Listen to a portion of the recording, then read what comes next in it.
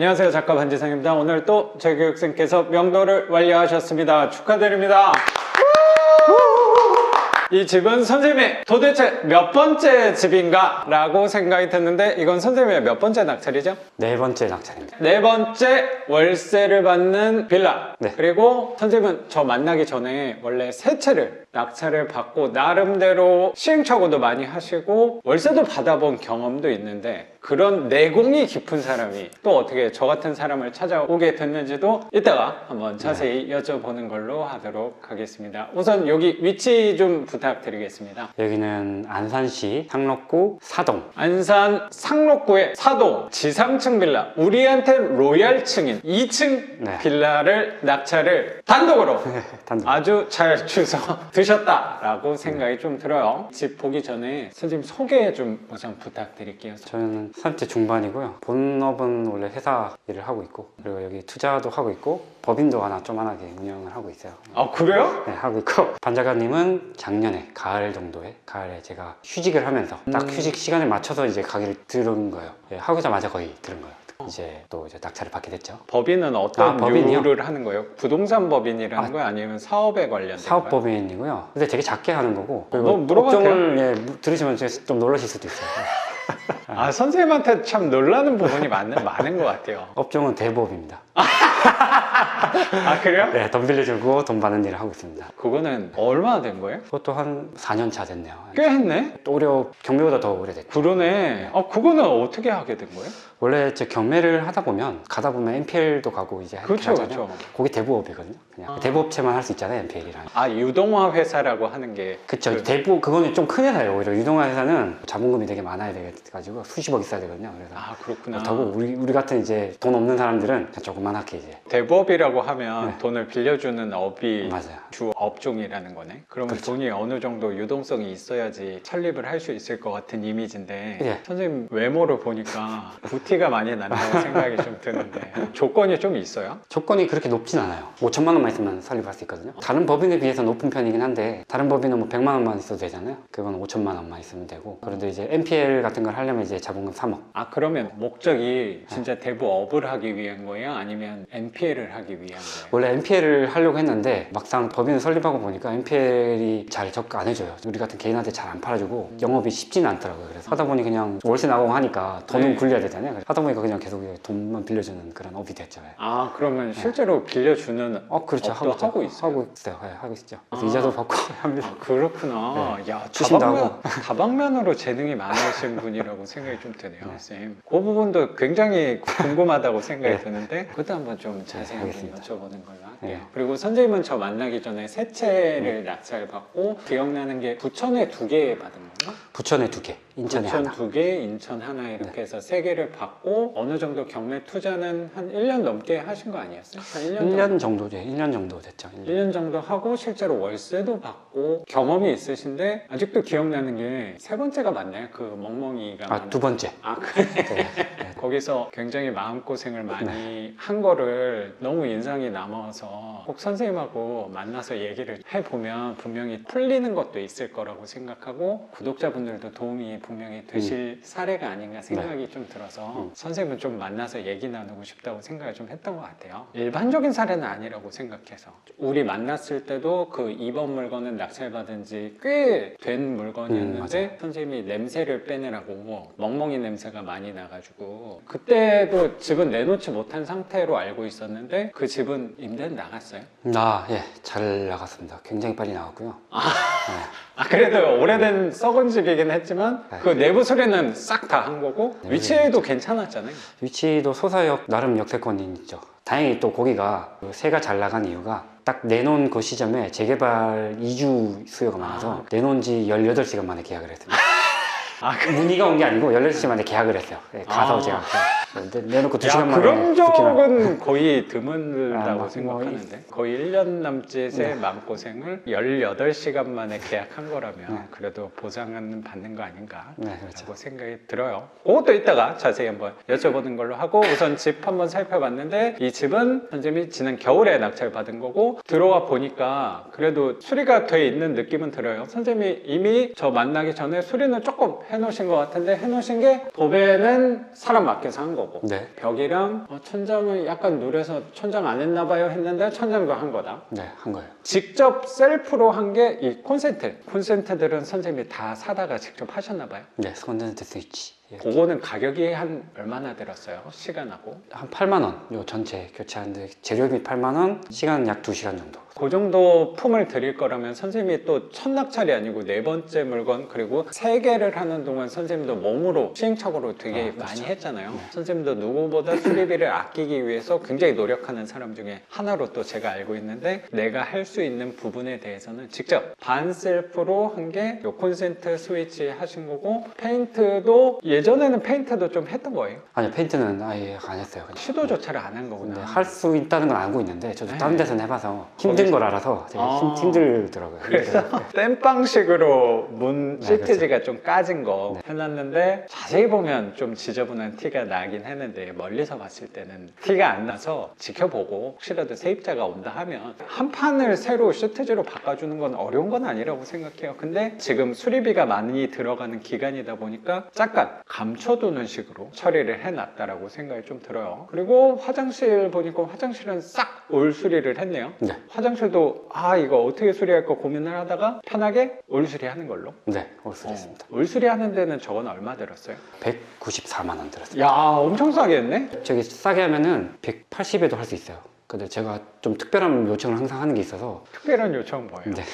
우리는 당연히 철거 안 하고 다 덧방을 하잖아요. 근데 덧방 칠 때 그 본드를 세라픽스를 안 쓰고 드라이픽스를 써달라고 꼭 주문을 해요. 그래서 그럼 10만 원 더 받거든요. 그게 이제 물에 개야 되니까 시간이 더 많이 들어서. 그 부분 잘 모르는 부분인데 세라픽스, 드라이픽스 그거 차이가 뭐예요? 일반적으로 우리가 덧방을 많이 하잖아요. 화장실 올 수리할 때 그게 가격이 좀 저렴하니까. 네. 근데 그거 할 때는 보통 드라이? 보통은 세라픽스를 씁니다. 세라픽스를 그래요? 다 쓰고요. 타일을 붙일 때 타일 본드를 얘기해요. 네, 타일 본드. 타일 본드가 이제 보통 아무 얘기 안 하시면 전부 다 세라픽스고요. 왜냐면 그게 딱 까면은 다 액화돼 있어서 그냥 네. 떠서 바르기만 하면 돼요. 나도 해본 것 같아요. 네. 종류를 모르고 살 때 타일 본드를 제일 많이 쓰는 거 했는데 그거는 치약 맞아요. 점성 정도 되는 거를 사서 그냥 발랐던 맞아요. 기억이 나거든요. 근데 그거 했을 때 단점이 있나 봐요. 단점이 물에 약합니다. 물에 녹아요, 걔가. 그래서 화장실은 또 물이 일반적으로는 괜찮은데 주방에 붙인다거나 어. 주방에 뭐 물 많이 안 튀잖아요. 근데 제가 한번 첫 번째 물건에서 세라픽스를 한번 했는데 거기 본드가 다 녹았어요. 그러니까 왜 그러냐면 외벽 화장실이다 보니까 결로가 껴가지고 근데 하필이면 겨울이었어 그때가. 그래가지고 네. 공사를 하고 오래 지나면 이게 마르는데 다 마르기 전에 이 결로가 차서 다 본드가 다 녹아 내려오는 거예요. 그 사이에 물이 습기가 그래서 찼구나. 다행히 이게 탈락되진 않았는데 뜬 게 눈에 보여요. 이게 두드리면 통통통 하면서 이게 다행히 변기랑 세면기가 눌러지고 있어서 타일이 떨어지진 않는데 다 떨어졌구나라는 걸 저는 알 수 있죠.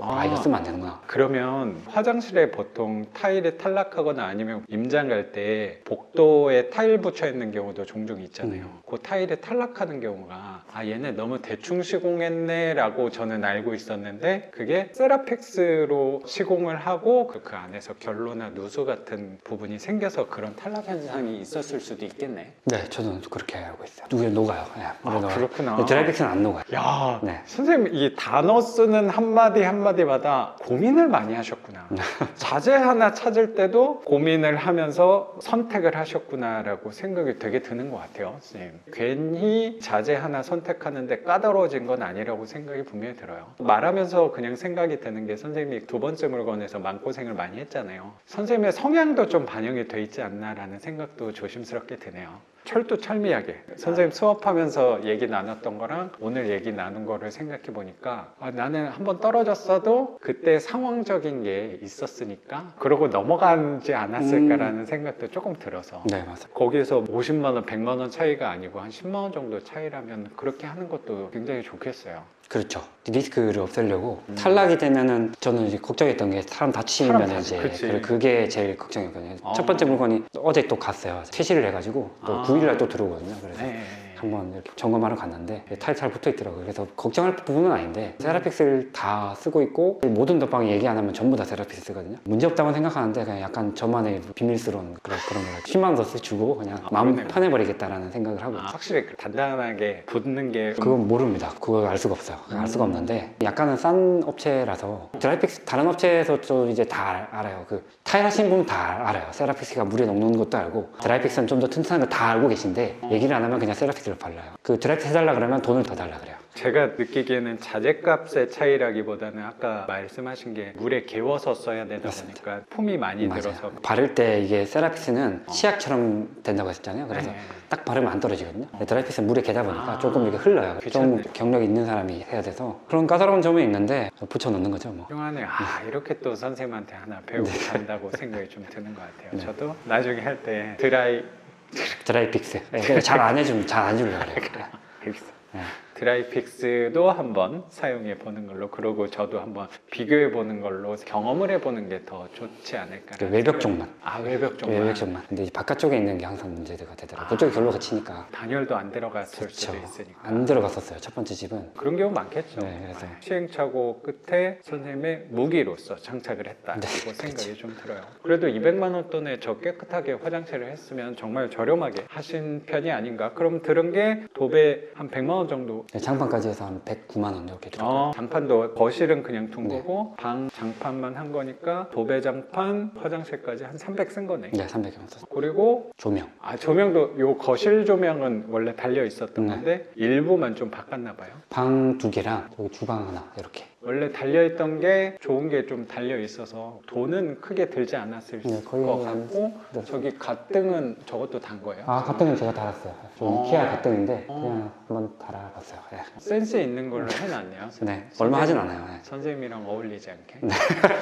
그래도 저런 거 하면 넉넉히 한 20만 원 돈? 네, 20만 원 넉넉하게 진짜 음. 넉넉하게 20만까지는 안 되는데 그거랑 쿡탑이 저게 좀 비싸죠. 17만 원 정도. 저게 또 그 타공이 또 좀 많이 뚫려 있는 게 있어요. 430 뚫리는 게 480 뚫려 있는 게 있잖아요. 저게 480 뚫리는 거 잘 없어요 이게. 그런 건 좀 비싸지. 네, 그래서 비싼 거 살 수밖에 없었습니다. 아. 15만 원짜리 사고 싶었는데 또 한 3만 원 더 썼습니다. 맞아요. 저도 그런 적이 한 번 있었는데 어떻게든 싼 거 찾아보려고 네. 노력했는데 없더라고. 네. 타공 사이즈가 많지 않은 타입이다 보니까 거의 20만 원 돈 든 거네. 후드도 한 5만 원 들고요. 좀 선생님이 고민하는 게 저 싱크대에서 최대한 살려보려고 노력을 했는데 화장실도 깨끗하고 도배장판도 해놓으니까 싱크대가 괜히 또 지저분해 보인다고 생각이 들어서 처음에는 싱크대를 아예 바꿔버릴까도 생각도 하긴 했는데 기역자로 돼 있어서 저 기역자로 돼 있는 거는 그래도 한 200만 원 초중반은 할 거란 말이야. 새로 바꾸면 인조대에서 쿡탑으로 하면. 그래서 보완을 하는 방향으로 하려고 걸레바지는 선생님이 직접 재다가 껴놓은 거야. 네, 저렇게 잘라주는 데가 있습니다. 그냥 인터넷에 그냥 있어요. 인터넷에도 네, 딱 저기 규격만 하면은 배달이 오는 거야. 맞아요. 사이즈는 제가 재야 되고 그거는 가격이 그렇게 비쌀 것 같진 않네. 한 17,000원 줬나? 싸게 그래도 잘 알아봤네요, 선생님. 네, 비교했으면 또 없어 보이니까 다리 근데 보면 약간 걸레바지 색깔이 자세히 보면 다르다고 생각하는데 그렇게 티 나는 부분은 아니니까. 근데 싱크대로 자세히 보니까 뭐 불어 있는 면도 좀 있고, 그리고 문짝이랑은 잘 닫히는 것 같은데 또 싱크대 상판 쪽에도 뭐 스티커 같은 것들도 또 붙어 있는 게 또 애매하다라고 생각이 들어서 저 싱크대 상판 그것도 견적을 한번 봤다고요? 네, 기역자로 된 건데 60에서 70달러 그러더라고요. 6, 70 정도의 싱크대 상판 바꾸고 밑에는 또 알아보신 게 시트지 하는 것도 고민을 하는데 그게 하부장하고 상부장 다 하는데 한 50? 50만 원. 그러면 한 120 정도 되는 거네. 그렇죠. 그리고 뭐 수전 이런 것도 추후에는 눈에 띄지 않는 누수가 결국에는 저것도 바꿔줘야 될 거니까. 제 상판에 거기에 포함된 거예요. 볼이랑 그래요? 수전 포함된 거였어요. 그렇구나. 어차피 나중에 바꿔야 되는데 시트지랑 상판을 바꾼다고 하면 120 정도 120 더 쓰는 거니까 넉넉히 새 걸로 하는 거는 2배 이상 될 거란 말이야. 이제 돈 쓸 거 없잖아요. 누수 아까 있었던 건 그냥 그건 좀 접어두면, 밀어놨으니까. 네. 그리고 선생님도 잘 알겠지만 누수 같은 경우는 하면 좋은데 이게 어떤 상황에서 어느 정도 누수가 진행되는지 집을 한두 달 빈 상태로 갖고 있어서는 알기가 좀 어려운 경우 많잖아요. 그래서 세입자를 받아보고 실제로 살아보고 거기서 저는 보완 조치하는 게 조금 더 나은 방향이라고 생각하고 가고 있긴 하거든요. 지금 물이 뚝뚝 떨어지는 상황은 적어도 아니니까 그런 거는 외벽 쪽에서 방수를 즉각적으로 하는 게 좋다고 생각하는데 저거는 지금 해놓고 일주일, 2주일 정도 지나니까 저렇게 좀 습이 올라오는 것 같고 약간 젖어 있는 것 같고 또 최근에 비가 왔잖아요, 어젠가. 그거랑 혹시라도 좀 연관이 있을 수도 있으니까. 그리고 누수수리가 한다고 바로 해결되는 게 보이는 것도 아니고 비용이 몇십만 원으로 또 끝나는 게 아닐 수도 있으니까 걔는 지금 하기보다는 조금 더 미뤄두고 차라리 훨씬 더 이 임대 나가는데 효과 좋은 거는 싱크대라고 생각은 드니까 누수는 안 한다가 아니고 조금 미뤄두고 그 돈을 100만 원 정도 더 쓰는 게 낫지 않을까라고 생각들어요. 왜냐면 전체적으로 느낌은 나는 깨끗하다고 생각되는데 이게 너무 튀는 것 같아. 저도 아쉽습니다. 그래서 일부러 청소도 안 했어요. 바꾸자고 할 것 같아서 마음은 바꾸자고 했는데 용기를 얻어서 바꿔버려야겠다라고.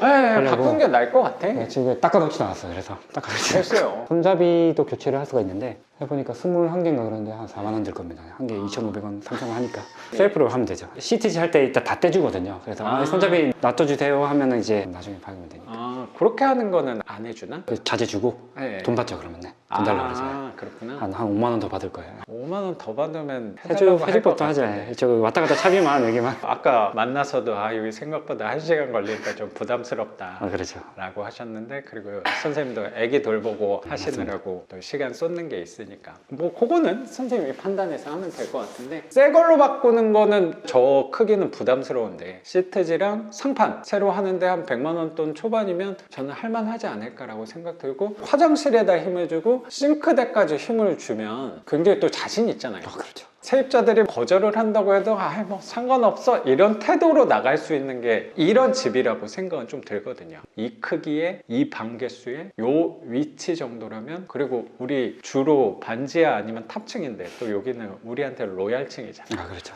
그러면 조금 더 기다려봐도 되지 않을까라고 생각이 좀 드네요. 그리고 선생님이 이번에 또 힘을 준 게 저 도어라.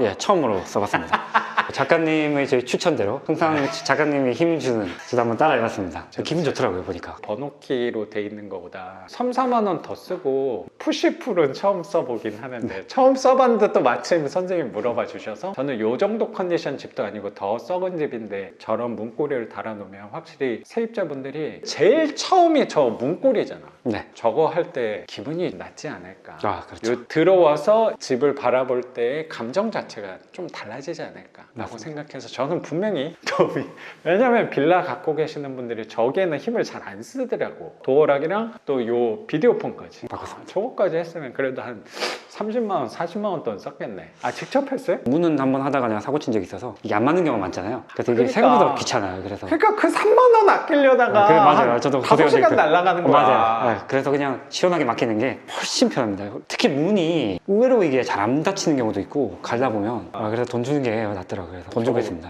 문 안 닫히고 혹시라도 왔고 안 맞아서 또 잘 안 닫히고 하면 맞습니다. 괜히 자괴감이 좀 들잖아요. 그러니까 이거 2, 3만 원 아끼자고 이 고생을 하고 있나라는 생각이 이런 영상 같은 데 나오는 거 보면 되게 쉽게 만만하게 접근할 수 있겠고, 이거 뭐 구멍만 뚫으면 되는 거 아니야 하는데, 그거 뚫다가 우리는 새 문이 아니고 또 오래된 문을 하다 보니까 문이 또 뒤틀리는 경우가 생기는 것 같더라고. 그래서 아예 시도조차 안 하고 사람을 쓰는 걸로, 그것도 선생님이 세 번째 물건까지 하고 시행착오하면서 네 번째 물건을 경험해서 깨달은 부분이 아닌가라고 생각이 드는 것 같네요. 그러면 요거 돈 쓴 게 그러면 100만 원, 200에 등까지 해서 한 50에, 한 350에 저런 거 자재 사고 콘센트 사고 했으면 한 400 정도 썼겠네. 네, 그 정도 썼어요. 400에 저거 100만 원 정도 하면은 500 정도면 그 정도 나오겠네요. 외벽 방수 같은 경우는 추후에 좀 하면 되는 거니까 당장 될 돈은 아니고, 그리고 세입자를 받고 나서 수리를 하는 마음 상태가 조금 더 여유가 생기는 것 같아서 그냥 돈을 조금 더 쓰냐 안 쓰냐라기보다 월세를 받으면서 수리하는 게 우리 입장에서는 조금 더 유리하지 않을까, 마음 자세도 편하지 않을까 생각도 드는 것 같아요. 그래서 이 집은 500만 원 정도면은 깨끗하게 수리를 완료할 수 있지 않을까 생각이 드는 것 같습니다. 이 영상이 올라올 땐 선생님 이미 월세를 4개 받고 있지 않을까라고 생각이 드는 것 같아요. 네. 선생님이 그동안 고생한 만큼 월세는 금방 나가지 않을까라고 생각이 들어요. 그러면 경기도 안산 상록구의 사도 지상층 빌라고 2층 빌라 전용 면적이 20평에 방 3개 화장실 하나, 20년 이상 된 이 오래된 낡은 빌라, 혹시 낙찰 가격 한번 여쭤봐도 될까요? 1억 300만 원. 1억 300 낙찰을 받은 거고 감정가가 감정가가 1억 4천 얼마였는데 1억 4천 정도에 한 번 유찰돼서 1억 정도가 최저가였나 봐요. 네, 최저가 그때 최저가에서 얼마 더 쓴 거예요? 30만 원 더 썼습니다. 최저가에서 30만 원 얹어서 단독으로 네. 잘 주워 먹었다라고 생각이 되게 드는 것 같고 선생님도 그때 낙찰 받았을 때 4개나 낙찰을 받았지만 요거 최저가에 단독으로 오니까 아 내가 뭐 놓친 거 있나 아, 그렇죠. 괜히 두려운 마음도 왔을 거라고 생각이 드는데 하면서 추가 인수납 그런 부분은 분명히 없었을 거라고 생각해요. 하다 보면은 사람들이 놓치는 흘리는 물건들이 종종 생기는 것 같아요. 우리는 항상 그 사각지대를 꾸준히 입찰로 확률을 높여서 공략을 하는 부분이 아닌가라고 생각이 좀 드는 것 같아요. 이 집은 선생님의 4번째 월세 임대 주택인 거고 그러면 선생님은 다주택자 네. 그리고 다중채무자인데 혹시 대출은 잘 나왔어요? 잘 나왔습니다. 혹시 신뢰가 안 되면 네, 8,700만 원 나왔습니다. 8,700 낙찰가 대비 84% 네. 대출 받은 거고 네. 혹시 그때 조건은 좀 어땠어요? 금리가 조금 좀 그때 좀 비쌌을 때였나? 들쑥날쑥할 때 올라갈 때라서 5.2% 나왔네요. 아 5.2%. 그리고 그때 1금융 막혔을 네, 때였을 그래서 것 같네. 그 연말이고 하니까 또 영업을 또 많이 닫잖아요. 은행에서 연말 때 항상 영업을 많이 안 하니까 대출을 꺼리는 경우 되게 많잖아요. 근데 그런 상황이었으니까 이 좋은 집을 단독으로 최저가로 받은 건 아니었나라는 생각도 들어요. 그래도 5.2%면 훌륭하게 잘 받은 금리가 아닌가 싶고 그러면 개인 대출이라고 하셨으니까 1년 거치하는 거예요? 아니면 아니요, 거치 없이 그냥 바로 내는 걸로? 그러면 이미 이자랑 원금을 몇 번 내셨을 거라고 생각을 드는데 혹시 얼마나 납부를 하세요? 한 달에? 48만 원 정도? 48만 원 네. 합쳐서 그러면 못해도 한 20만 원 중반에서 한 30만 원 돈은 갖고 갈 수 있는 집이 될 수 있지 않을까 생각은 들어요. 그러면 명도에 관해서 좀 여쭤볼게요. 채무자가 살고 계셨고요. 명도는 지금까지 한 것 중에 너무너무 쉬웠습니다. 선생님 2번 물건 그 정도 명도 했으면 그거보다 난이도가 어려울 가능성은 거의 희박하지 않을까 생각도 들어요. 그래서 선생님은 이런 기준점이 좀 낮아져 있어. 이 명도에 대해서. 거기서 마음고생을 너무 많이 했기 때문에. 그럴 수도 있죠. 네, 그래서 그 경험이 되게 중요하다는 부분이 그런 거 저도 아닌가라고 그렇게 생각이 드네요. 요거는 채무자가 거주하고 계셨던 거고 명도한 거 안에서는 좀 수월한 편이다 라고 하셨는데 그럼 낙찰받고 바로 연락은 된 거예요? 연락은 바로는 안 왔는데 두 번째 연락 때 연락 안 주시면 문을 열 겁니다 라고 이제 공선하는 걸로 딱지를 붙이고 갔거든요. 연락처를 처음에 알아낸 건 아니었고 없었습니다. 와서 붙인 거네. 근데 사람이 살고 있다는 거는 정황은 느껴졌나 봐요. 네, 확실히 느꼈었죠. 살고 있었고 전입도 돼 있었고요. 처음에는 선생님 번호 붙여놨는데 연락이 안 와서 두 번째는 강력하게 약간 으름장을 놔줬다고 생각도 들어요. 연락이 바로 왔나 봐요. 연락이 왔죠. 낙찰받고 그럼 한 얼마 정도 뒤에 연락이 온 거야? 한 달 정도? 빨리 온 편이죠. 네. 그러니까 선생님 기준점이 되게 낮다니까? 보통은 이거 붙여놨는데 연락 한 달 만에 오면 그 한 달 동안 얼마나 초조한데. 원래 안 오는 게 정상이라고 저는 생각을 하니까. 그거야. 아니, 저는 연락이 왔어 이렇게 했었거든요. 그렇지. 연락이 왔네? 그러면 되게 감사함이 생기는 건데 보통 처음 하시는 분들의 마음 상태는 네. 당연히 내가 붙여놨는데 살고 있는데 연락이 왜 안 와? 수업을 하다 보니까 그런 교육생들의 민원들이 많이 와서 당연히 안 나오는 거다. 당연히 강제집행이다 라고 생각하고 이 경매를 대하면 선생님 말씀대로 이번에는 좀 수월한 편이었어요 라고 판단하게 되는 것 같아. 그래도 한 달 만이면 훌륭하죠. 잘 된 것 같습니다. 맞아요. 그래서 채무자께서 그럼 어떤 얘기를 하신 거예요? 보통 두 가지만 원하잖아요. 얼마 줄 거냐, 시간 얼마 줄 거냐, 아, 돈 얼마 이상. 줄 거냐. 두 개인데 이 부분은 돈을 원하지 않더라고요. 제가 첫 번째 명도하면서 느낀 게 이제 돈 얘기를 절대 먼저 꺼내면 안 되는데 제가 그때 실수를 했어요. 그래서 먼저 꺼내가지고 주게 된 사례가 있어서 먼저 절대 꺼내지 않는다라고 생각하고 안 꺼냈더니 이번에는 비사비는 안 들었습니다. 안 들었고. 그래요? 네. 채무자께서는 온전히 짐 정리하고 집 알아보고 할 시간만 좀 달라. 그러면 채무자분은 혹시 혼자 계셨나 아니면 가족들이랑 계세요. 그 애들을 여기서 다 키우고 애들이 이제 다 장성에서 나가시고 부부 두 분이서 사시는 얘기가 잘 통하셔서 그 시간만 기다려드렸더니 공과금도 다 정산하시고 계셨어요. 공과금도 한 30만 잡아놨었는데 또 이제 그것도 그럼 싱크대 해도 되겠다. 기분 좋게 명도를 한 나가겠다 하고 한 어느 정도 시간을 달라고 한 거예요? 한 달 반 정도 있다가 그래서 좀 빨리 나가셨다고 생각합니다. 그냥 가만히 뭐 가만히는 아니지만 최소한의 에너지를 들여서 메모만 붙여놨는데 자연스럽게 연락이 왔고 이사비를 혹시라도 달라고 하면 고민은 해봤을 건데 굳이 먼저 달라고 하지 않는데 내가 먼저 줄 필요는 저도 없다고 생각이 들어서 그 상황에서 우리가 겉으로 비용을 들이지 않은 것 뿐인 거지 실질적으로 따지면 그동안 기다리면서 선생님이 이자랑 원금을 납부하고 있었으니까 간접적으로는 결국에 우리가 이사비를 지원한 개념이라고 우리는 노력해서 생각하는 거라고 네. 생각하기 좀 들어요. 네, 2번 냈잖아요. 이자 2번 내는 동안 그래도 잘 약속을 지켜주셔서 본가금까지 납부를 하고 이사를 가주시고 이사 가고 나서 상황은 정확히 모르지만 그래도 짐이 널브러져 있거나 애를 먹이고 나가시지는 않은 거라는 느낌이 좀 들어요. 근데 짐도 하나도 없이 그래서 폐기물 값도 하나도 안 들었습니다. 그런 케이스는 선생님도 잘 알겠지만 없다라고 생각하고 가는 것도 되게 좋아요. 네, 처음이었습니다. 처음이고 그래서 지난 물건에서 마음고생을 시킨 거가 또 여기에서 돌아온다는 생각도 드는 것 같아요. 그래서 이게 선생님이 2번째 물건 하면서 경매를 계속 해야 될 건가에 대한 고민도 좀 했을 수도 있다고 생각도 들거든요. 왜 이렇게 나한테 이런 시련과 아픔을 주는 건가라는 생각도 했을지 모르겠지만 거기서 내가 끝냈다고 하면 그거는 어쩌면 선생님이 투자랑 잘 안 맞는 사람일 수도 있다는 생각도 드는데 계속 그거를 경험 삼아서 이 물건에 적용을 하니까 또 이렇게 수월하게 그냥 거의 손도 안 대고 쿠폰 개념으로 명도까지 하게 된 사례도 나오는 거 아닌가. 네. 역시 이 투자는 오래 지속해봐야지 아는구나 라고 생각이 드는 것 같아요. 제 생각에. 그렇게 명도도 잘 네. 완료하신 거고 그러면 선생님에 관해서 좀 여쭤볼게요. 선생님은 경매를 저 만나기 전에 혼자 공부했다고 하셨던 것 같은데 네. 학원 안 다니고 네, 학원 안 다녔어요. 책이랑 영상이랑 이런 거 참고해서 한 채만 받은 것도 아니고 3채나 낙찰을 받고 이미 월세도 받고 있었어. 네. 근데 굳이 이게 저렴한 돈은 사실 아닌데 수업료를 내고 저 같은 사람을 또 네. 찾아오셨어요. 개인적인 궁금함이긴 한데 네, 첫 번째, 2번째, 3번째 뭐 하시면서 저 몇 가지 이제 시행착오가 좀 있더라고요. 그래서 내가 잘못하고 있는 건가? 라는 생각이 들더라고요. 권리 분석이나 이런 거는 이제 기계적으로 하니까 권리 분석이 까다로울 사례 자체가 별로 나오는 경우는 없다고 생각이 들어요. 까다로운 건 또 미리 경매정보지에서 어느 정도 잡아주기 때문에 그런 거는 안 하면 되는 거였던 것 같고 대부분은 기본적인 권리 분석 안에서 다 할 수 있는 물건이었다고 생각해요. 근데 그걸 하면서 좀 잘못하고 있다라는 생각이 스스로 좀 느껴졌다는 게 구체적으로 어떤 거예요? 예를 들면 수익률을 볼 때 수리비를 제가 되게 적게 잡고 들어갔던 것도 알게 됐고 그리고 주변 월세 시세를 파악할 때 대충 하고 들어갔었던 수익률 관점에서는 좀 치명적이었고 나머지는 이제 명도 관련해서 이렇게 힘든 건가 명도가? 보니까 이제 책에서는 항상 무용담이 나오잖아요. 뭐 당연히 그렇게 안 될 거라고는 책을 다 믿진 않았지만 이 정도까지인가 라고 생각을 하고 내가 뭔가 잘못하고 있는 것 같다. 다 이러진 않을 텐데 모든 사람들이 그러면은 경매 시장이 활성화가 되지 않고 은행들은 채권을 회수 못할 텐데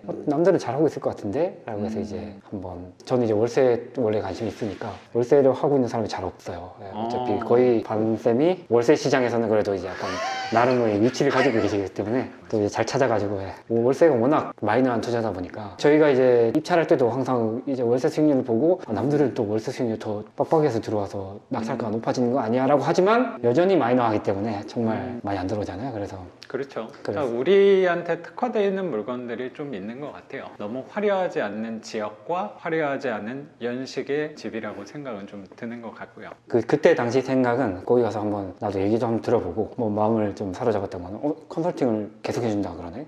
계속 물어봐야지 라고 해서 이제 그런 거에 와서 이제 제가 하게 된 거죠. 수업을 하게 된 거죠. 그때 수업 시간 때 선생님하고 그런 얘기들 어떤 부분이 잘못되고 있나 잘못됐다기보다 시행착오 하는 부분이었다고 생각하는 게 구체적으로 수리비 같은 경우는 저도 혼자 만약에 시작을 했다면 감 자체가 없으니까 생각을 못 했을 것 같은데 그건 하면서 보완을 했을 것 같고 특히 기억 남는 게 월세 내놓는 금액 안에서 였던 것 같아요. 처음 하다 보면은 부동산이 말하는 대로 휘둘리는 게 분명히 존재한다고 생각하거든요. 어제도 교육생분 그분도 4채 정도 낙찰받고 선생님하고 아마 비슷한 시기 때 수업을 들었던 분이었는데 같은 지역에서 1번 물건으로 그 지역에서 낙찰을 받고 7, 8개월 뒤에 이 3번째 물건을 같은 지역에서 받았는데 첫 번째 집이 더 좋은 집이에요. 3룸에 거실 주방 나누고 화장실은 하나였구나. 비슷한 연식의 집이었어. 그게 1060에 내놓자마자 나간 거야. 부동산이 그 시세라고 얘기를 해서. 근데 어제 말씀하셨던 게 얘는 평수가 더 작아요. 투룸이야. 그러면 무조건 얘보다 적어야 되잖아요. 근처 동네인데. 근데 이게 2060에 나갔다는 거야. 그러면서 그분도 공인중개 자격 있는 분이었는데 아 이거는 부동산을 무조건 신뢰하는 것보다 약간의 의심은 한번 내가 배짱은 한번 부려서 내놓는 것도 좋지 않을까를 그분도 하시면서 배운 부분이 아니었나 라고 생각도 드는 것 같아요. 선생님도 처음 내놨던 것들이 5만 원, 10만 원 정도씩 더 받아도 됐을 법 했는데 라는 생각도 느껴졌던 것 같아서 맞습니다. 그리고 선생님 하셨던 물건에서 굉장히 또 인상 남았던 물건이 그 인천 물건인가가 깨끗한 물건인데 그게 하자가 많았던 물건이었나? 1번 물건. 그게 1번이야? 네, 그게 지금도 누수가 나서 어제 누수 공사를 하고 왔어요. 총 지금 누수만 250만 원 써가지고 가슴이 아픈 상태고 그게 집을 좀 잘못 지었더라고요. 다른 집도 다 그래요. 그런 집들이 있어. 네, 있어요. 건물이. 수도 공사를 잘못해서 그 위에서도 2번 새서 갈아주고 그 집이 계속 새가지고 세입자가 도망갔어. 그래서 아. 미안하다고 가시라고 해가지고 그냥 자기 나가겠다고 해서 그냥 복비 제가 내드리고 그냥 보내드리고 수리는 다 해두더라도 자기 불편하니까 나가시라고. 근데 세입자가 새로 바로 들어왔습니다. 또 바로 들어왔고. 그건 또 외모가 깨끗하니까. 네 맞아요. 외관도 깨끗하고 내관도 괜찮은 편이에요. 아. 2010년식이거든요. 그래서 저희한테는 굉장히 그렇죠. 괜찮으시죠. 우리한테는 신축이지. 네, 그 정도. 근데 물이 뚝뚝 샙니다. 연식이 깨끗한 집은 저는 많지는 않지만 오래된 집도 많이 있잖아요. 그런 일들이 반복하면 우리 임대하면서 불편하잖아. 돈도 계속 드는데 세입자가 중간에 나간다고 하면 돈도 돈인데 굉장히 미안하잖아요. 우리는 어쨌든 약삭 빠른 생각일 수도 있는데 세입자가 계시면서 어디가 문제가 심하고 보완을 해야 되는지를 자연스럽게 알게 되는 것 같고 거기서 보완을 하나씩 하는 거야. 누수 때문에 마음고생도 하고 돈도 많이 썼지만 정확히 똑같은 데서 또 생기는 경우는 멀어지는 것 같아. 그러면 저기를 수리하면 이제 저쪽이 생기고 또 저쪽이 생기고 뭐 이런 식이 아니었을까 생각이 좀 드는데 그러면서 집이 점점 단단해지는 느낌을 예. 받는 것 같아요. 하나씩 수리를 하니까. 그래서 기존 세입자분한테 좀 미안하긴 한데 어쨌든 선생님 복비 내고 했으면 뭐 그분도 번거롭긴 했지만 손해보는 일은 아니었을 것 같고 이제 어느 정도 단단해진 집을 새로운 세입자가 들어온다면 거기서는 민원이 점점 줄어가더라고요. 그러니까 사람들이 가끔 저한테도 물어보시는 게 집이 40개인데 그거 관리를 민원이 맨날 오는 거 아니냐라는 우려스러운 목소리로 저한테 얘기하시는 분도 있는데 제가 한꺼번에 갑자기 1년 내에 40개를 낙찰받았으면 저는 거의 정신병 걸렸을 것 같다는 생각이 어떤 느낌인지 네, 알잖아요. 알겠습니다. 그게 다 동시에 오면 그건 못 버텨요. 근데 이런 식으로 간 거지. 나도 1년에 한 3개, 4개 하면서 갑자기 는 게 아니고 점차적으로 세입자가 2년, 3년 살면서 나도 중간에 나가고 물 넘치고 그런 거를 하나씩 보완하다 보니까 걔가 이제 똑같은 데서는 문제가 벌어지는 일이 줄어들더라고. 그래서 한 10년 정도 갖고 있으면 웬만한 건 다 보수를 한 거야. 그래서 거기에서는 또 이제 민원이 들어올 가능성이 적어지더라고. 그러니까 또 그거를 마무리하고 새로운 물건들을 또 계속 낙찰을 받을 수 있었던 거 아닌가라고 생각도 들어요. 그게 우리 월세 물건을 빠른 시간에 우리가 한순간에 해버린 다가구랑 차별성이 그런 점이 아닐까라고 생각해. 다가구는 단적으로 40채를 한꺼번에 갖고 오는 거니까 안 좋은 쪽으로 얘기하는 걸 수도 있지만 쉽지 않을 것 같아요. 내 생각에. 근데 우리는 하나씩 조금씩 밀려가니까 거기에서 대응 방법을 아까 화장실 드라이픽스, 세라픽스 이런 것도 내가 시행착오하면서 알아낸 것처럼 집도 점점 단단해져 가는 거를 느낄 수 있었다고 저도 분명히 생각이 드는 것 같아요. 선생님도 뭐 그런 부분에서 먼저 해본 사람 얘기를 들어보는 게 낫겠구나 생각해서 저랑 만나게 됐다는 생각도 드네요. 선생님이 말씀하신 것처럼 시간이 지나고 경험이 쌓이면 저절로 잘하게 될 거라고 믿었는데 그럼요. 그 확신을 갖기 위해서 나는 시간 지나면 다 될 건데 또 확신해주고 옆에서 이거 잘한다 해주고 뭐 하시잖아요. 그래서 이제 그런 걸 또 받고 싶어서 그런 거 잘하죠. 괜찮다 약간 이런 걸 해주신 거를 받으려고 공감이 돼요. 똑같이 하더라도 뭔가 불안한 마음이 분명히 있거든요. 그래도 몇 개 더 해본 사람이 그렇게 하면은 좋은 거 같아, 괜찮은 거 같아, 잘하는 거 같아 라고 얘기를 듣는 것 자체가 힘이 되는 거 아니었나라고 생각도 드는 것도 있는 것 같아요. 그리고 1번 집 같은 경우는 깨끗한 집이었는데 세입자도 이제 다시 들어온다고 하니까 그것도 집은 단단해졌고 이제 선생님의 마음을 굉장히 괴롭혔던 집이 2번째 낙찰받은 부천의 썩은 집. 서사 본동에 있는 네. 썩은 집입니다. 선생님이 두 번째 수업 날인가 사건번호를 네, 보여줘가지고 봤는데 저도 알고 있는 물건이었던 것 같고 그게 연식이 꽤 오래된 집이었잖아요. 네, 그 그게 수도관이 아직 아연관일 때 수도관이 나오거든요. 녹물 나오는 거 거기에 30년 된 집을 낙찰을 그래도 괜찮은 가격에 낙찰은 아주 받았다고 비싸게 낙찰은 됐다고 생각은 안 하는데 몽도랑 수리가 좀 이제 많이 그거 좀 자세히 좀 여쭤볼게요. 재작년에 받은 재작년이죠. 네, 재작년입니다. 오래됐죠. 재작년에 받은 부천에 30년 이상 된 집이었는데 거기서는 말씀하신 게 명도 그리고 수리 특히 명도에서 시행착오가 꽤 있었다고 맞습니다. 생각해요. 어떤 상황이었어요? 낙찰 받고 갔는데 일반적인 분이 계셨던 건 아니었던 것 같아서 명도 할 때 사신 분이 장애인 분이셨고요. 다리만 불편하고 나머지는 생생한 정신도 이렇게, 멀쩡하시고 그리고 생생한 분이신데 그분이 되게 극성인 분이셨어요.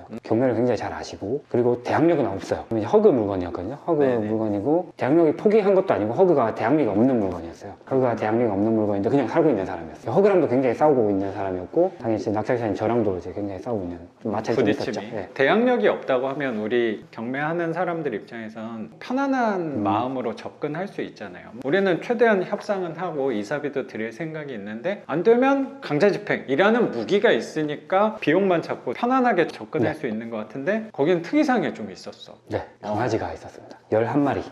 11마리 있었고요. 우리가 생각하는 강아지는 좀 작은 아, 다행히도 작은 작은 11마리구나. 큰 애는 아니고 커도 요 정도. 커도 요 정도 그렇구나. 됐어요. 아 그래도 11마리면 네, 똑같아요. 네. 거기 건물 사람들도 그래서 좋아하지 않았을 것 같다는 그거 생각이 굉장히 드네. 싫어했고 다른 주민들한테 내가 좋은 일 했다. 그 사람들을 내보내줬기 때문에 그렇게 생각하고 있어요. 그래서 수익률은 별로 안 좋은데 좋은 일 했다라고 생각하고 이제 그냥 살고 있죠. 강제집행이 안 된다고 강아지 때문이야? 점유자 때문이야? 점유자 때문이에요. 점유자 때문에 강아지는 해주는데 비용이 비싸고요. 장애인은 안 해줍니다. 법으로 명문화돼 있진 않은데 저도 이제 그거 스터디를 굉장히 많이 했죠. 나중에 2021년에 그러니까 법령은 아닌데 행정규칙도 따라야 된대 법원은. 네네. 그래서 그때는 이제 장애인이거나 미성년자거나 불편한 점이 있으면 그 사람들이 불편하지 않게 해야 된다 라는 식으로 이제 애매하게 돼 있는데 집행관들은 그거 보고 그 사람들이 민원 맞으니까 무서워서 아예 집행을 안 해줘요. 그래서 추운 날에 또 안 해줘. 혹하기 때, 혹서기 때 안 해주고 장애인분은 아예 건들 수가 없대요. 안 나온다 버티면 만질 수가 없대요. 그래서 그 사람도 잘 협의해봐라 라는 얘기만 하시는 거예요. 그래서 아니 계속 1,000만 달라 그러는데 어떻게 그러냐. 그래서 이제 어쩔 수가 없다. 그 사람이 집을 비우는 시간이 없느냐 뭐 그렇게 이제 물어보시더라고요. 집행관들이. 그래서 비울 때 몰래 싹 빼버리려고. 빼는 데는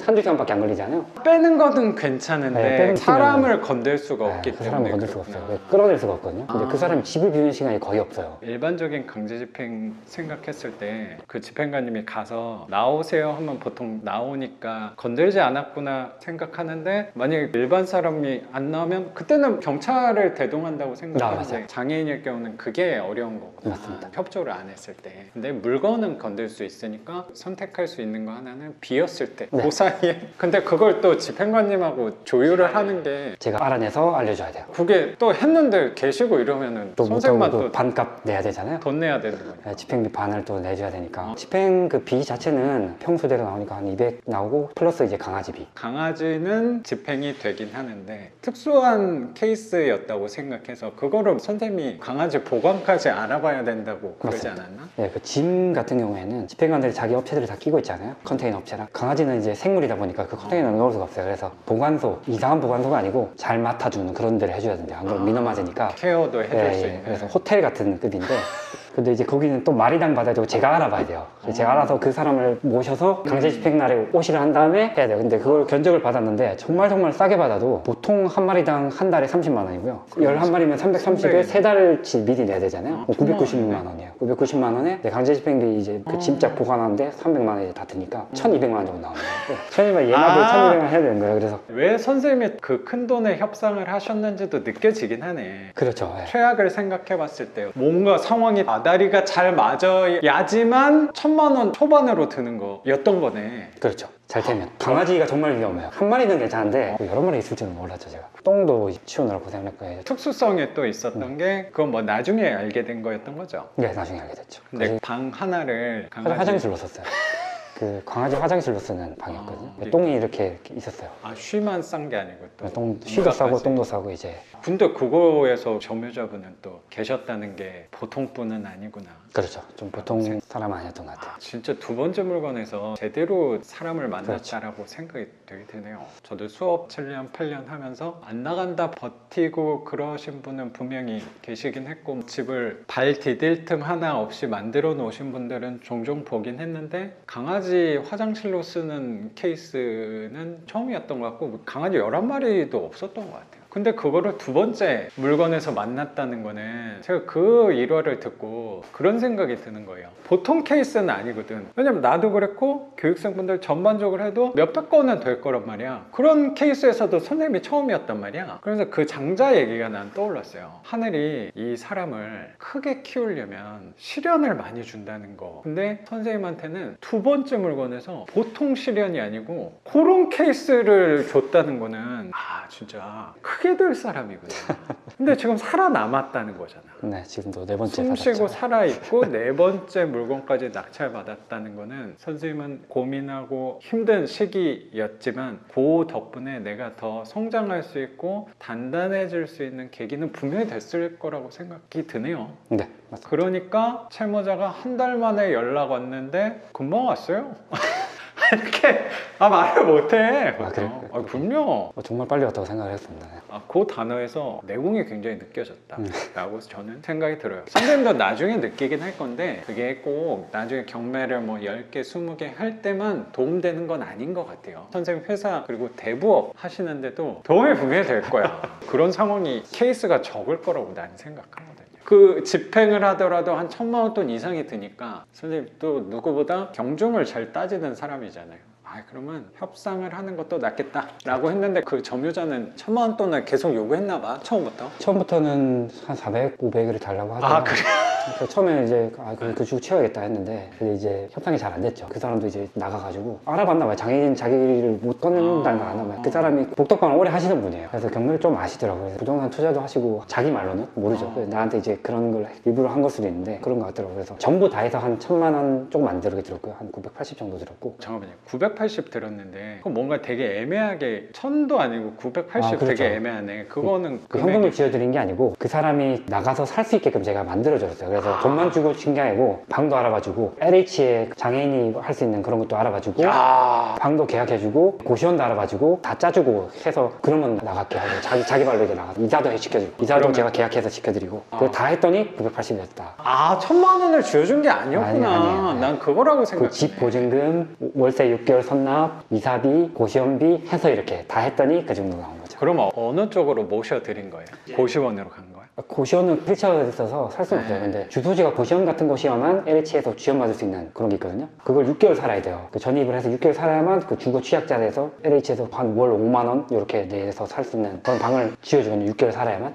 그러면 낙찰받고 그 6개월을 기다렸다는 얘기인 거네? 그건 아니고 아니야? 그 사람이 나가고 6개월이 있어야 돼요. 근데 그거를 제가 알아본 거죠. 선생님 그거 하면은 6개월 하면 얼마 안 내고 살 수 있다. 나는 이제 이 사람 내보내야 되니까 진짜 살지. 강아지 11마리 데리고 살 수 있는지. 고시원은 못 살잖아요. 강아지를 원래 또 호텔로 모시려 했는데 호텔로 모시면 강아지 집행이 똑같으니까 호텔 말고 내가 이 방 알아봐 줄게. 그 바로 소사분도 좀 밑에 해가지고 보증금 100에 월세 6개월 선납하면 이제 한 400 정도 들었어요. 그래서 반지하 1.5. 그 방 이제 강아지 이제 풀어놓고 살고 전입은 고시원에 하시고 그럼 그 두 비용이 나가고 이제 이사비까지 해서 이제 거기에 이제 900 얼마 야, 나왔죠. 대단하다, 그래서 선생님. 그거 알아본 것도 되게 힘들었고요. 11마리는 웬만하면 안 받아줄 것 같은데. 저 6개월 선납 조건으로 이제 받아준 거죠. 제가 부동산한테 얘기를 한 거죠. 근데 이제 그분도 해주겠다라는 쪽으로 나오니까 그분도 이제 마음을 좀 여셔가지고 자기가 또 방을 또 알아보시고 하시더라고요. 그래가지고 또 최종적으로는 그분이 이제 알아본 방으로 들어간 거예요. 네, 그래서 이제 6개월 선납 조건으로 그래서 월세 6개월 선납까지 한 거랑 보증금. 그리고 보증금이랑 보증금은 나중에 아니, 그 선생님이 사람이 받아가겠죠. 제 이름이 들어가면 어떻게 보면 사기에 가까워서 LH가 그걸 알아낼 수가 있어요. 그래서 이제 내가 들어가니까 부동산도 그래서 그것도 현금으로 줬어요. 보증금이랑 월세를 현금으로 줬어요. 거래 기록이 혹시라도 나오면 선생님이 그렇죠. 집주인한테 부동산에서도 싫어해요. 그래서 부동산도 그거를 하시는 조건으로만 연결해 드리겠다라고 해서 알겠다. 그래서 내가 현금으로 줄게. 계약할 때 내가 현금 들고 가서요. 몇 백만 들고 와가지고 400 얼마였나 이렇게 들고 와가지고 주고 그렇게 봤어요. 그게 저한테는 사실 비용 처리할 그런 게 전혀 길이 없죠. 고시원비는 이제 유체를 해드렸기 때문에 어떻게든 녹이면 되는데 그거는 이제 사실 비용 처리가 안 되죠. 되죠. 고돈이랑 고시원은 약간은 편법일 수도 있다고 생각하는데 거기에다가 거주는 안 하고 전입만 해놓는 그렇죠. 거. 근데 LH 와서 워낙 그것도- 조건이 파격적이다 보니까 그러니까 살 수 있는 게 워낙 파격적이에요. 그래서 보증금도 없이 월 5만 원 정도에 되게 집도 상태가 굉장히 좋은 집에서 살 수 있거든요. LH가 주거 취약자. 그만큼 파격적이라서 검사를 온대요. 꼼꼼히 하는 거. 그래서 휠체어가 들어갈 수 있어야 되고 가끔 가 있어야 되니까 그런 거 찾다 보니까 또 비쌌어요. 거기가. 고시원은 얼마나 해? 고시원은 딱 6개월 치면 선생님이 네, 나 선납을 해드렸죠. 350 정도 들었어요. 이자도 또 강아지 하면은 또 안 해주거든요. 강아지 택시를 또 따로 불러야 돼요. 강아지 택시 이제 부르고 이제 진짜 하는 거. 고생했네. 네, 그것도 몰랐어요. 강아지는 당연히 안 옮겨준대, 이삿짐 센터에서. 따로 옮기셔야 되는데. 자기가 원래 네. 데리고 가야 되는 거. 근데 장애인이니까 뭐 안 되잖아요. 11마리를 또 옮겨주는 그 업체를 또 찾아가지고 당연히 강아지 택시가 있더라고요. 그 왔다 갔다 그거는 비용이 많이 안 들었습니다. 한 7, 8만 원. 그래도 똥방이라고 또 돈을 더 달래요. 이건 내가 못 해준다. 인부가 왔는데 냄새가 너무 나서 안 되겠대. 자기 가야 되겠대. 돈 좀 더 드릴 테니까 해달라. 똥 밟으면서 했어요. 그분이 짐 빼주시고 다 똥밭이니까. 이거는 미리 상상이 안 얘기했어야 된다. 되는 거 아니냐 이래서 이제 똥 밟으시면서 그래서 고마워서 이제 제가 좀 더 드리고 이제 그렇게 들었죠. 그래서 저는 되게 운이 좋았다고 생각하는 게 그 돈으로 해결이 되잖아요. 그러면 얼마나 다행인가 나는 생각을 하는 거죠. 그러네. 저는 돈적인 부분을 더 얘기를 하셔서 그냥 협상돼서 돈 받고 나가셨구나라고 가볍게만 생각했는데 그 안에 선생님이 숨어있는 노력이 또 있었네요. 그렇죠. 그거 진짜 끔찍하다. 아무나 할 수 있는 일은 아니라고 생각하네요. 제가 그거를 가늠하기는 어렵긴 한데 이게 나는 경매에 좋게 본다면 매력이라는 생각도 되게 드는 것 같아요. 그때는 자기 실력이 나오더라고. 왜냐면 해줄 사람이 없잖아. 그리고 나는 가만히 있으면 어쨌든 이자가 계속 나가는데 아이 모르겠다 놀 수는 없는 거라고 생각이 드니까 어떻게든 LH 지원에 선생님 고시원에 강아지 택시에까지 알아보고 내 돈 나가니까 또 그렇게 움직인 거 아닌가 라는 약간의 이 깊숙한 이기적인 마음도 생각이 드는 것 같아요. 그만큼 또 많이 배울 수 있었던 것 같고 선생님도 눈빛부터 달라져 있다라고 생각이 들어요. 그건 아무나 못하는 건 맞거든. 그래도 현명하게 잘 대처를 했다고 생각이 좀 드는데 이 집은 이 점유자를 내보내는 것도 난관이 있었는데 수리하는데 선생님이 또 엄청난 공부를 많이 하셨죠. 그렇죠. 짐은 그래도 나갔는데 그 이후에도 고민을 많이 하셨잖아요. 그 상황이 또 평범한 집이 아니어서 쓰레기야 어쨌든 뭐 버리면 되는 건데 뭐 치우면 되는 건데 또 이게 가볍게 말하기가 조심스럽긴 한데 냄새가 엄청 났다. 네, 엄청 습니다. 그래서 그 냄새는 어떻게 처리를 하셨는지. 이제 관리 안 된 진짜 오래된 재래식 화장실의 냄새다 생각하면 될까요? 뭐 그거보다 더 이상이야? 그거는 이제 좀 강렬한 건데 강아지 냄새는 정말 안 빠지고 딱 들어가면 강아지 냄새가 확 나고 암모니아 냄새가 되게 많이 나는 그 오줌 냄새 있잖아요. 세면 바닥에다 싸니까 장판도 없었어요. 거기다 싼 거예요. 또 그래서 장판도 그게 다 다 스며들죠. 네. 벽에 스며들어 있는 그렇죠. 거네. 스며들어서 색깔이 달라요. 색깔이 달라서 그래서 저도 UV를 배운 게 UV 찍으면 그 과학수사대에서 쓰는 거 있죠. 지게 보면 흔적이 다 보이거든요. 불 끄고 이제 그걸 찍으면 흔적이 보여요. 불 켜면 이제 잘 안 보이는데 그럼 이제 그 오줌 땄던 그런 게 다 보이는데 이 사방이 그런 거예요. 그래서 이제 바닥에 벽도 좀 그래요. 벽은 조금 덜한데 여기 많이 강아지 이렇게 네, 그렇게 사니까 올리고 싸. 거기 이제 당연히 그 올리고 싼 애들은 이제 중성화를 안 한 친구들인데 그렇게 중성화도 한 마리도 안 했어. 그걸 어떻게 알게 됐냐면 이제 강아지 호텔 그분은 사진만 봐도 알더라고. 중성화 다 안 하셨네. 그럼 돈 더 받아야 돼요. 그렇게 알게 됐거든요. 그래서 그 돈 더 나왔었어요. 견적은 오줌도 막 사방에 다 싸놓고 그래서 처음에 특수청소를 불렀었는데 한 250 줬습니다. 철거비까지 해서 철거비 한 80만 원 나왔고 철거비는 어떤 철거야? 그러니까 벽지가 이제 다 배니까 나무문이다 보니까 지금 ABS가 아니고 나무문이다 보니까 다 뱄어요. 그래서 다 뜯고 싱크대 다 철거하고 싱크대 냄새가 다 배가지고 싱크대 철거하고 장판 벽지 다 뜯고 의외로 이런 거 돈을 꽤 받더라고요. 철거비랑 특수청소 약품 처리하는 거. 그 업체가 같이 해줘? 네, 같이 하는 철거랑 항상 세트더라고요. 보통 사람이 좀 안 좋은 일로 죽거나 하면 그런 거 하는 업체인데 냄새가 안 빠지더라고요. 그 시치랑 강아지 냄새가 다른가 봐요. 시치 전문인데 시치는 빼는데 강아지 냄새를 못 빼더라고요. 냄새가 그대로 나는 거예요. 시치라는 게 사람 예. 그 시치라고 얘기를 하더라고요. 그래서 자기 시치를 빼는 업체인데 자기가 약품 쪽에서 내가 민원 넣어서 한 3번인가 더 해줬어요. 3번인가 더 해줬는데 이제는 안 되겠다. 내가 해야겠다. 이제 내가 들어갔죠. 이제 들어가서 그래서 그때부터 이 방금 화학 말씀드린- 공부를 하기 그렇죠. 시작한 거네. 강아지 냄새를 빼는데 네. 그러면 어떤 방법으로 냄새를 뺀 거야.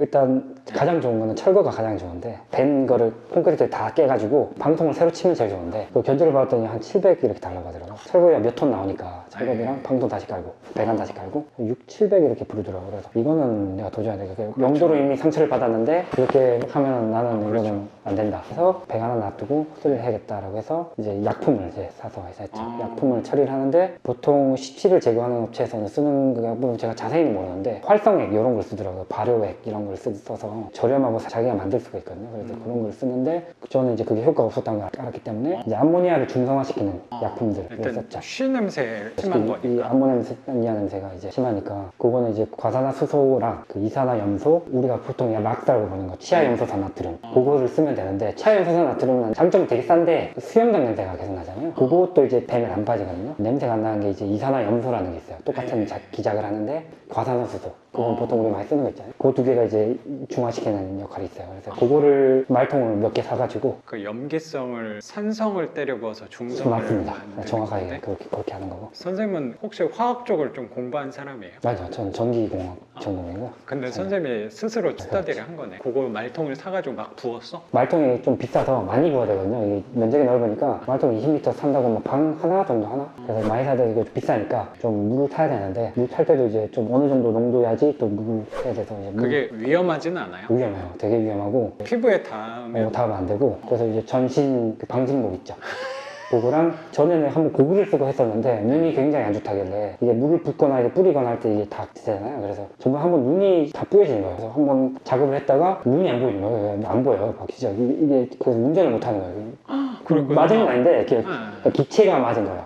그 고글을 썼는데도? 네, 썼는데도 그래서 이게 안 되겠다 해서 풀페이스 30만 원짜리 풀페이스 방독면을 사가지고 그 여기 들어가면 또 안 되거든요. 방독면 꼭 써야 돼요. 방독면 쓰고 이것도 다 하면 안 돼서 전신 방진. 네. 한여름에 이게 막 땀이 막 나는 거예요. 그래서 이제 그걸 다 하니까 옷에 냄새가 빠져요. 빠지긴 빠져요. 그래요? 진짜 근데 정말 다행이었던 게 운이 좋은 게 1층이었어. 밑에 층이 없어가지고 이게 또 뿌렸으면 난리가 났을 거잖아요. 다행이라고 생각합니다. 냄새는 그게 2층이었다 그러면 나는 이제 몇십 리터를 갖다 부은 그렇죠. 개념인 건데 한 300리터 썼을 겁니다. 독극물이잖아. 독물이야. 예. 부으면 만약에 2, 3층이었으면 그게 밑으로 스며들 수도 있는 거고 그 독극물이 밑에 층에 치명적인 타격일 수도 있고 호흡기에 들어가면 치명적이고요. 근데 뭐 닿는 걸로는 이제 피부가 뜨거워지고 붓고 이런 거지 죽거나 하진 않습니다. 눈이 안 보일 수 있어요. 안 좀 보여요. 무서웠겠다 선생님 그때. 그래서 저는 이제 화학을 제가 잘 모르고 했었나 봐요. 그렇게 하고 마무리는 오존. O3라는 오존 발생기. 그것도 이제 발암물질이거든요. 오존도 정말 위험한 거잖아요. 되게 위험해요. 염소보다 더 위험한 겁니다. 근데 효과가 너무너무 좋아서 지금 정말 좋아요. 눈에 띄게 좋기 때문에 효과가 그 차 냄새 뺄 때 쓰잖아요. 오존. 굉장히 몸에 안 좋거든요. 방독면도 이제 O3 방독면이 있어요. 또. 필터가 또 달라. 그걸 또 쓰고 야 그걸 또 쓰고 진짜 합니다. 고생 많이 했네. 네, O3도 이제 우리나라에서 안 팔아요. 위험해가지고 이렇게 중국에서 사와야 돼요. 장치 만들어서 제가 이제 일주일 거기다 짱 켜놓으니까 켜놓는 거야. 켜놓는 건데 하루 종일 켜놓으면 이게 밖으로 나가서 다른 사람들 다치게 할 수 있어요. 그래서 하루 24시간 중에 한 12시간 켜놓고 12시간 꺼는 그렇게 또 안 팔아요. 그래서 또 그 장치를 만들어가지고 제가 그거 이제 대단하다. 그걸 만들어서 이제 자동으로 안 해주니까 다 온오프가 되는 네, 그런 해주는 데가 없어요. 돈 받으면 또 한 100만 달라고 그러니까 이제 내가 해야지 해서 이제 그쪽 업으로 나가도 되겠어 거의. 그렇죠. 이제 저도 냄새 빼니까 좀 자신이 생긴 거예요. 이제 근데 분명은 못하죠. 분명은 밑에 층에 피해를 주니까 분명은 좀 더 연구를 해야 되는데 O3는 효과는 확실히 좋습니다. 그거 빼고는 냄새가 진짜 그럼 사라져요. 그거 화학약품을 사는데 비용은 크게 비용은 크진 않아요. 아. 비용은 크진 않은데 네, 작업하는데 그렇죠. 사람 시키면 되게 비싸거든요. 무조건 오면 30만 원이니까 그걸 또 며칠 해야 돼요. 한 달 놔두고 또 며칠 하고 이래야 되니까 그 인건비가 제가 이제 제 인건비가 들어갔죠. 마무리를 조금 깔았어요. 얇은 수평물 탈. 바닥 드러내고 깐 거예요? 아니면 그냥 그 그냥 위에다가? 깔았어요. 그냥 깔아도 그 약간 올라가서 이제 난방은 좀 안 좋은데 그래도 이제 이게 너무 울퉁불퉁해서 장판 기사가 보더니 이거는 깔면은 너무 울퉁불퉁할 거다. 왜냐면 다 깨져 있었거든요. 똥 좀 들어가 있는. 방통 깔았더니 한 100만 원 나왔습니다. 100만 원 나오고 그래 그다음에 잘했네. 방통 다 깨면 또 한 60을 달라 그러니까 수평로탈만 그건 셀프를 하려다가 셀프 하면 이제 품질이 너무 안 나올 것 같아서 그냥 그래서 이제 다 끝났죠. 냄새는 그래서 저도 좀 물어보고 싶은 게 있었는데 이 세입자가 이제 곧 나갈 것 같아요. 개 미용하시는 분이거든요. 저도 반지한데 3마리 키우는데 그것 때문에 민원이 많았어요. 나도 그분한테 돌려서 처리하긴 했는데 그분이 이제 조만간 나갈 것 같아요. 근데 아마 냄새가 엄청 날 것 같거든요. 근데 나는 자신이 없어요. 그렇게 방독면을 쓰고 하고 싶지가 않거든요. 저 같은 사람이 그냥 장비 같은 거 덜 사면서 그래도 가장 간편하게 할 수 있는 게 락스를 붓는 거는 괜찮을까요? 예, 싸고 효과가 좋은데 네. 락스 냄새를 남기죠. 그게 오랫동안 안 빠지긴 하는데 몇 년 지나면 결국에 날아가긴 맞아요. 할 거잖아. 저는 개인적으로 락스 냄새를 그렇게 싫어하진 않긴 하거든요. 그러면 그러니까 화학약품을 쓰는 거가 냄새 빼는 건 가장 좋은데 인체에 위험할 수 있으니까 락스는 그렇게 치명적이진 않잖아요. 장갑 정도만 끼고 하면 돼요. 락스가 진한 거 쓰면 위험하죠. 아, 그치. 근데 보통 나오고 9%짜리인데 유한 락스 쓰면 안 돼? 괜찮아요. 그 눈에 만들어면 그것도 눈에 들어가면 위험하죠. 유한 락스를 그분 나가면 사람 써서 하면 너무 비싸니까. 비쌉니다. 내가 하려고 하는데 락스 한 10통, 20통 정도. 그렇게 써도 되고요. 그 냄새 정도에 따라 다른데 EM 활성액이라는 걸 한번 알아보시면 EM 활성액이라는 게 있어요. 그 냄새 빼는 데 쓰는 건데 그게 보통 업체에서 좀 쓰는 게 제가 알아낸 게 이제 EM 활성액입니다. 그거 바닥에 그냥 뿌리면 돼. 그냥 뿌리면 돼요. 그 락스 냄새 안 남기고 순한 건데 그 장갑 냄새 정도만 끼면 돼요? 눈에 들어가도 돼요. 마시기도 하는 건데 마시는 용이 이제 나오는 게 있고 뿌리는 용이 있고 이제 그렇게. 아, 락스보다 걔를 좀 권장해? 업체에서 그렇게 권장을 하더라고요. 근데 저는 효과를 못 봤어요. 저는 워낙 강했기 때문에 저는 효과를 못 보고 그거랑 또 효과가 좋은 게 목초액. 목초액 그 냄새 잡는데 좋겠네요. 뿌리면 목초액 냄새밖에 안 나요. 그런 장점이 있고 단점도 있는 거죠. 목초액 냄새 난다는 거. 난 차라리 락스 냄새가 더 네, 그쵸, 낫다고 그쵸. 생각해. 목초액도 효과는 저도 보긴 했는데 그 냄새가 또 나니까 이제 그냥. 그 목초액이 또 그런 데서 강렬합니다. 활용을 하구나. 근데 업체에서는 안 써요. 그 목초액은 냄새 남기니까. EM 활성액이라는 걸 쓰고 청소업체에서 많이 쓰는 업체가 키엘이라는 세제가 나오거든요. 근데 되게 비싸요. 되게 비싼데 효과는 굉장히 좋았거든요. 1리터 한 통에 3만 원씩 하니까 제가 쓰진 못하는데 이제 국부적으로 쓸 때는 이제 쓸만하죠. 그것도 냄새. 냄새 잡는데 그거 되게 효과 좋아요. 효과는 되게 좋은데 너무 비싸서 엄두가 안 나서 못 그 썼다. 전체를 하려고 하니까 못하죠. 양이 너무 못해요. 많이 들어서. 근데 이제 국부적으로는 괜찮을 겁니다. 키엘 세제라고 치시면 이제 그 청소업체에서 쓰는 게 뭐 그렇구나. 벽지 청소용, 벽지 풀 청소용, 냄새 제거용 뭐 이렇게 다 따로 나와요. 담배 냄새 제거용 이런 거 쓰시면 효과를 보실 거라고 생각합니다. 아유,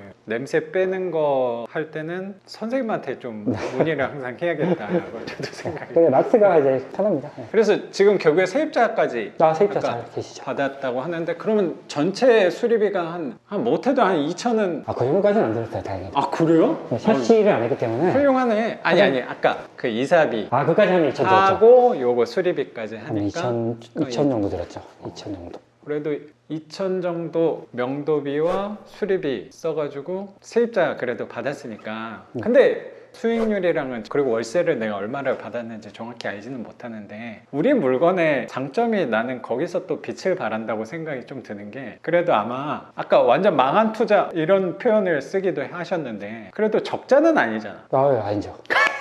적자를 보기가 되게 힘들죠, 어디까지. 그게 우리 물건의 가장 큰 나는 위안거리인 것 같아. 그건 거의 한 1000개 중에 하나 나올 사례라고 생각하는데 그런 상황을 만났다고 하더라도 우리는 적자는 보기 쉽지 않다. 그렇죠. 라고 생각이 얼마나 또 다행스러운 일인가 생각도 되는 것 같아요. 그래도 그 집은 한 얼마 남아요? 그럼 그래도 뭐 수익률인가 아니면 수익률하고 수익금 수익률이 정도. 그래 두 자리는 됩니다. 두 자리 11%가 나오고요.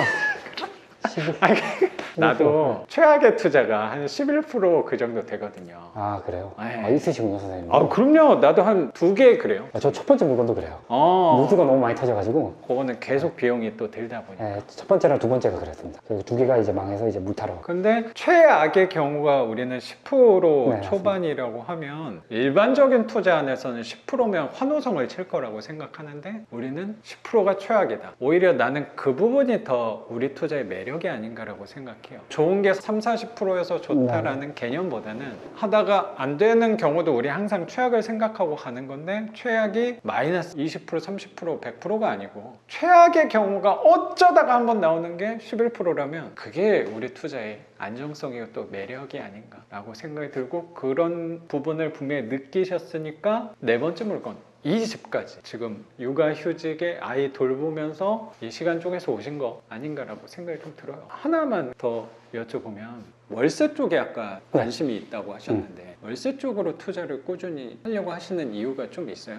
회사도 제가 알기로는 외국계 회사 좋은 회사로 알고 있는데 그 안정적이고 연봉이 엄청난 또 회사를 다니는데 왜 또 네. 투자를 하시는지 궁금하네요. 이 스스로 일단 버는 힘이 있어야 된다고 생각하니까 그나마 현물 투자니까 이게 부동산이 그래서 이제 접근한 것 같습니다. 현물은 어쨌든 사라지는 않는 물건이다 보니까 일단 현금 흐름만이 자유를 준다라고 생각하고 있어서 아, 돈 그 자체가 아니라 선생님이 시간이 많으신 것처럼 시간 부자이신 것처럼 저도 이제 시간 부자가 되고 싶어서 한 거죠. 선생님은 평생 회사를 다녀야겠다는 생각보다는 이 시간 동안 회사를 다니는 기간 동안 준비를 해서 현금 흐름을 늘려서 궁극적으로 좀 하고 싶은 일이 있으신가 봐요. 네, 있죠. 손 쓰고 뭐 만드는 걸 좋아하기 때문에 그냥 작은 공방이나 하나 차리고 싶다는 생각을 하고 있는데 그렇구나. 근데 아직 뭔가 이렇게 실제 그런 건 아니고 그런 생각을 하고 있죠. 뭐 자기 일을 하면 사실 돈 얼마 안 돼도 출근해가지고 그냥 맞아. 놀다가 집에 들어가고 하는 맞아, 거죠. 맞아, 그런 맞아. 그런 거죠. 그래서 사실 법인도 그런 것 때문에 한 거고 경매 투자도 이제 그렇게 해서 이제 하게 된 거고요.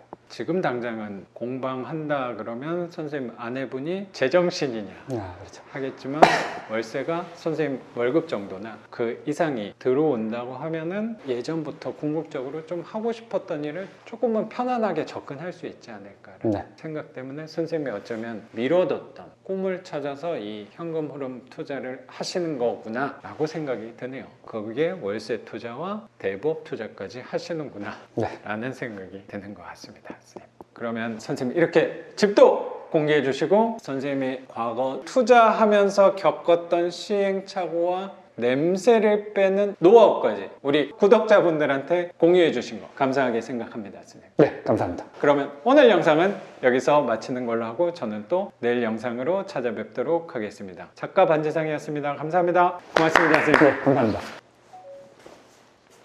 고마워요. 선생님. 네, 그 두 개의 그 10%대 나오는 망한 물건이라는 게 어디예요? 지역이? 수유동. 아, 수동. 그거는 그 당시 때 10%였고 아, 지금은 또 괜찮으세요? 선생님 말씀에 공감이 되는 게 초반에 낮은 게 나왔을 수도 있잖아. 그래서 계속 하는 게 맞는 것 같아. 선생님도 지향점이 나중에 좀 회사 내려놓고 하고 싶은 일 하는 데 안에서는 나는 이거만 한 게 별로 없다고 생각은 들어요. 대부보다 더 수익률이 괜찮긴 한데 그럼 대부는 어떻게 하는 거야? 대부분 돈 빌려주는 우리가 생각하는 일반적으로 그런 근데 대부업이나 제가 일반 신용대출은 안 해요. 어. 우리는 경매를 하는 사람이잖아요. 혼자 하는 거야? 아니면 저당권을 잡아서 혼자? 혼자? 저당권을 잡아서 제가 이제 저당권자가 되는 거죠. 은행이 그럼 뭐 영업을 어떻게 해요? 영업은 이제 그래서 이제 제가 직접 하기 힘드니까 대부 중개업이라고 돼 있어요. 그 사람들은 이제 그 채무자를 데려오고 수수료를 중간에 떼가는 사람. 그 사람 통해서만 영업을 하고 직접 하면은 오히려 돈이 더 많이 들어요. 그래서 직접 그래요? 전단지 돌리고 이런 걸 말씀하신 거죠? 아니, 나는 아예 업종이 어떻게 돌아가는지 아예 몰라서. 거품 보시면 이제 경매물건 나온 거 보면 후순위로 들어가 있는 대부업체들 있잖아요. 그게 이제 제가 되는 거죠. 대부업 하는 게 뭐 경매랑 비슷한 게 이게 경매가 낙찰이 되면 얼마에 낙찰이 되겠구나를 견적을 잘하면 되는데 우리는 그런 거 전문이잖아요. 그렇지. 그래서 잘 맞죠. 경매하는 그러네.